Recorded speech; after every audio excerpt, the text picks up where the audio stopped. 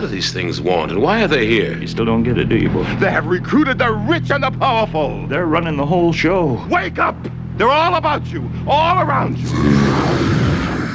Blinded us to the truth. Take a look. They are safe as long as they are not discovered. I don't know what they are or where they came from, but we gotta stop them. Stay away from me. Put these on. They have us. Look at them. They're everywhere. Our owners. We have no other choice. I don't like this one bit. Leave it alone, man. It ain't none of my business. Ain't none of yours.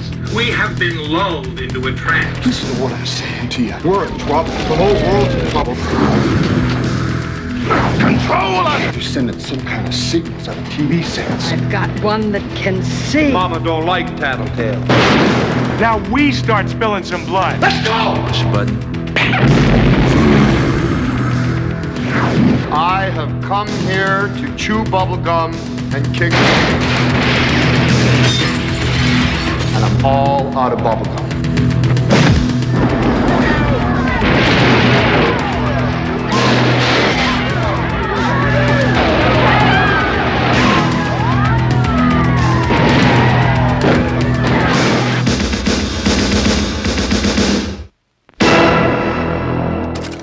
Field report standpoint, we've talked about a lot of great talents out there who've, blown the roof off of various theaters, but this is a very smart movie.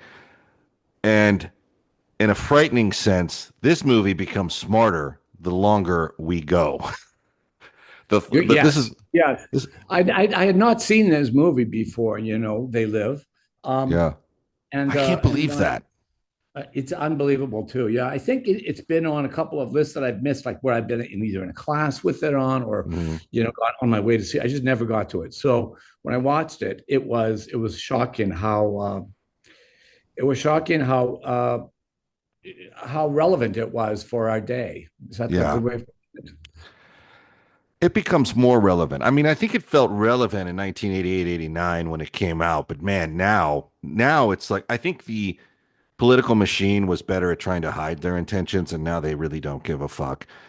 And in a world where most people are living paycheck to paycheck, almost like an indentured service type sense, the themes of this movie really hit home, and why society, the top tier of society, may want to keep you at that level. You don't have the savings to strike. You don't have the savings to fight the machine. You don't have the means to shop anywhere for some of us, except with these bulk, small business crushing juggernauts like Walmart. And all of this, these are all themes. I know Carpenter has said this is a middle finger to Reagan, but it's really a middle finger to a lot of, it's a middle finger to a lot of elements, basically. But what were your first impressions watching this, having not seen it before? Capitalism too. Yeah. Well, I was shocked at two things that really, really stood out to me. One was, the structure of the film and the way that it kind of in its narrative qualities were incredibly well handled. They were handled by he's the best at that.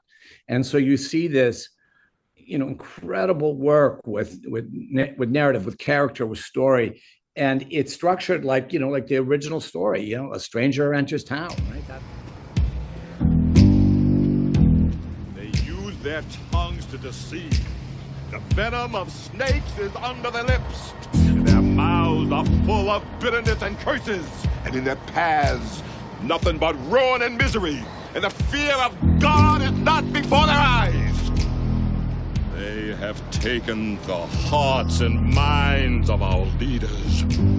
They have recruited the rich and the powerful. And they have blinded us to the truth. Our human spirit is corrupted. Why do we worship greed? Because outside the limit of our sight, feeding off us, perched on top of us from birth to death, are our owners. Our owners. They have us. They control us. They are our masters. Wake up. They're all about you, all around you. Walking in. He's looking for a job, and he ends up at a construction site where he's befriended by someone else, and they head back for a place, for some food at an encampment. Now, I say that it sounds like that could also be a Steinbeck novel. It's the same kind of structure. It's very straightforward. But the science fiction elements of it are, they're handled in a really smart way, but they're limited. Like you can't, a lot of these ideas. Okay, here we go. Spoiler alert. There's glasses that you put on and you can see things that no one else can see. You can see the reality of what's around you. And he comes upon these sort of by happenstance. And he recognizes that there's basically an alien invasion occurring. At any rate, the bottom line is that these glasses give you the ability to see things that no one else does. And so he starts to rise up and rebel against that. And that's what the story is about. And it's very, very straightforward story. And the story is really well handled. I was going to say that it struck me that the visual effects couldn't be that. I mean, we're so used to a certain level of special effects, of visual effects, that, this is shockingly primitive, 1987, right? I mean, shockingly primitive. Yet so effective. Incredibly effective. Like you don't really, it's like a play in a way. Like when you go to see a play and you're in person, you're watching people act out and they're acting like they're riding a horse. You don't really care that there's no horse on stage. You kind of buy into it. And that's what he does here. He just, there is no horse on stage, but you buy into it. And it's really something else. He's really a genius.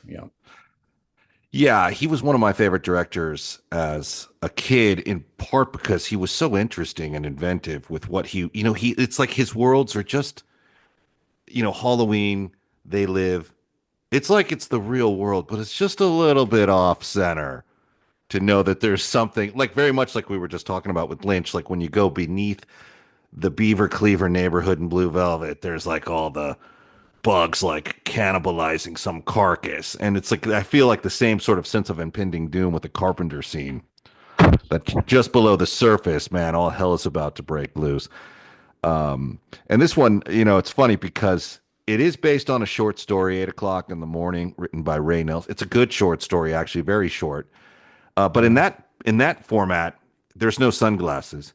A hypnotist wakes him up, and all of a sudden he can see through that process aliens that no one else can, and then he goes on basically a killing spree, but in a much more barbaric sense because he doesn't have the weapons and means that the character here have. They're both named Nada after nothing. You got nothing, implying I think that it's like the working poor that are going to start this rebellion, and that's probably the way it's going to go in real life too. I hate to tell you, people, the working poor are going to be the ones that sparked the fuse, so to speak. But it's good because it slowly unfolds. I mean, I've heard some people say this is a slow burn, but it unfolds at a good pace for me.